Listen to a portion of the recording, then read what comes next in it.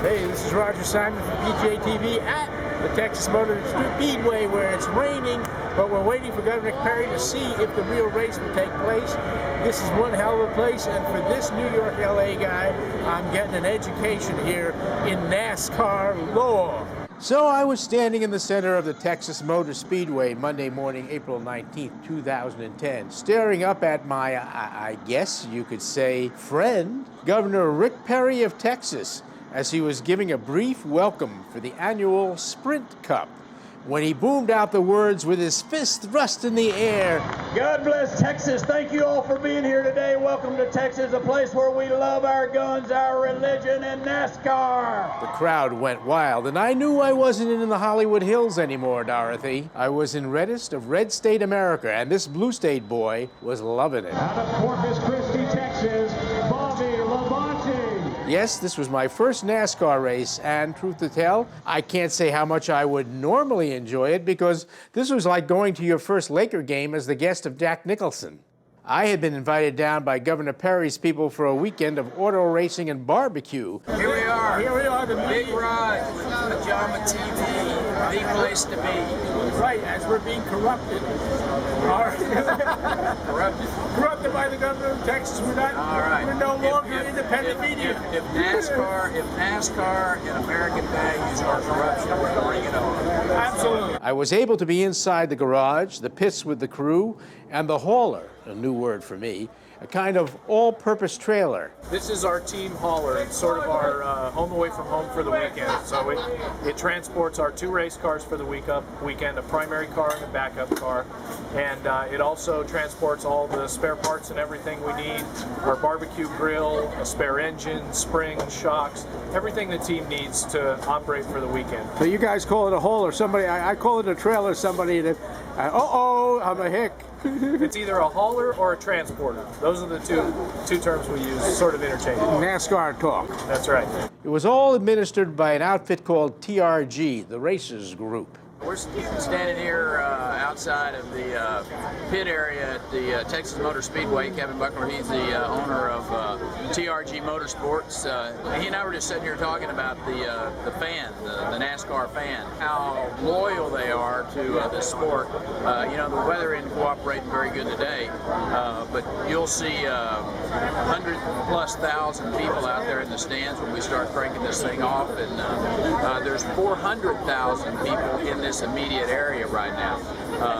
Big, huge crowd of very conservative, American-loving, American-valued people who love this sport, and that's one of the reasons that we ask TRG if we could sponsor their car for this race, is get out in front of that many wonderful Americans, and secondly, this is a growing sport. One, it means about $90 million to the local economy here. That's as big as a Super Bowl, and we do 2 of these races a year and trying to get another one. So a lot of positive reasons for us to be engaged with NASCAR, with TRG. So you know, number 71 and Bobby Labonte, that's who we're going to be rooting for. This particular race was something of a marathon, since most of us arrived on Saturday evening for brisket at Cooper's in Fort Worth Stockyard. I can say I just got in here for NASCAR racing with Governor Perry, but it's raining. The question is tomorrow, will we be able to rock 'em sock 'em at the NASCAR races? We'll see. Anyway, later on at Cooper's. There, Perry said a few words which evolved into his pro-10th Amendment stump speech, and then introduced Bobby Labonte, who was driving the Rick Perry for Governor sponsored car in the race. We've had more fun getting into this very close and intimate relationship with NASCAR and the TRG Motorsports. I just want to say thanks to them for allowing us to participate with them, and being able to have a person like Bobby Labonte. Bobby and I know each other for the last 10 years. This guy reflects the values that all of us hold dear to our hearts, of faith and family. He is a great and a committed conservative. He understands, just like all of you do, that when you believe in something, you got to work for it. It doesn't just happen by accident. It happens when good men and women come together and believe in something powerful. and we believe in this country, we believe in the values of this country. Only thing I told Bobby, I said, Bobby, listen, I don't go left well. and so you're the expert of going fast and going left. So tomorrow, Lord willing, when the drive's out and we have that race, and I hope it's tomorrow, if not, it may be Monday, whatever day it is, we'll have a race. And but I couldn't have anybody, and these are a bunch of great people. Let me tell you, the whole NASCAR family, the crew chiefs, the people that are working out there, the people that own the cars, the NASCAR fans, these are the kind of people I love being around. But at the top of that heap for me is a great American, a person that I can point my son to and say, Griffin, I want you to be like him. And that is a great compliment to a great American and a great Texan, Bobby the Bobby.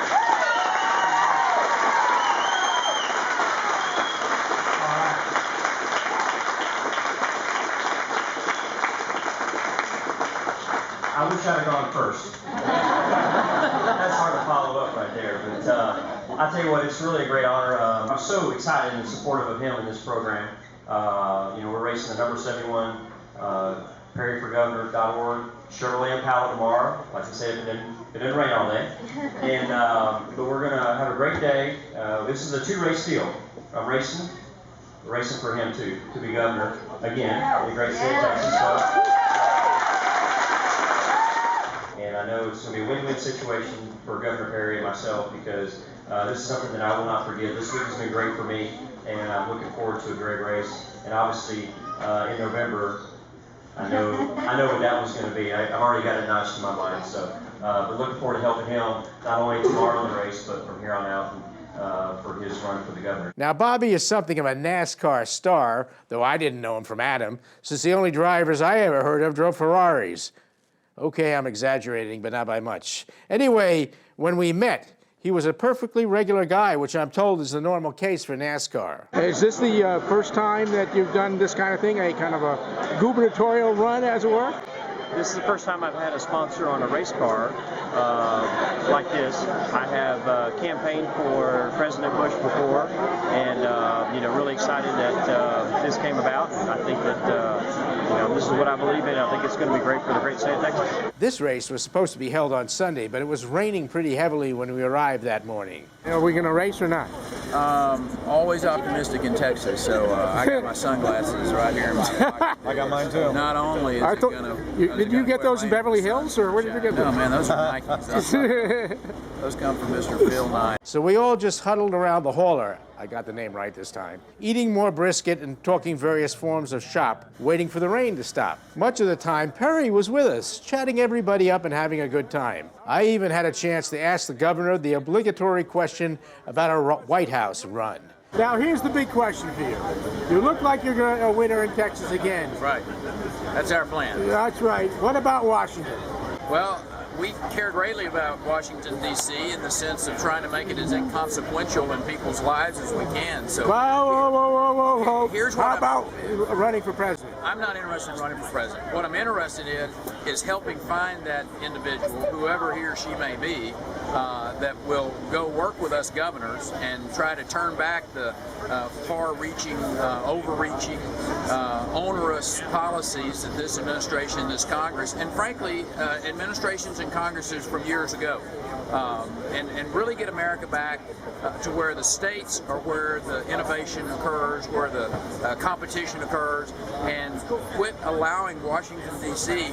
to be this place where all thought emanates from, where all policy emanates from, and get America back to being a competitive place. And the way that occurs is having states like Texas and hopefully other states and other governors who care about their people and care about the future of this country. Because if we will have those 50 different laboratories competing against each other, America will get back to being the absolute greatest country in the world, leading the world, and a lot better place to live. But it's worth noting that he is Texas's longest-serving governor at this point, and Texas governors and other officials have, on more than one occasion, moved on to higher office. In any case, the rain didn't stop and the race was postponed.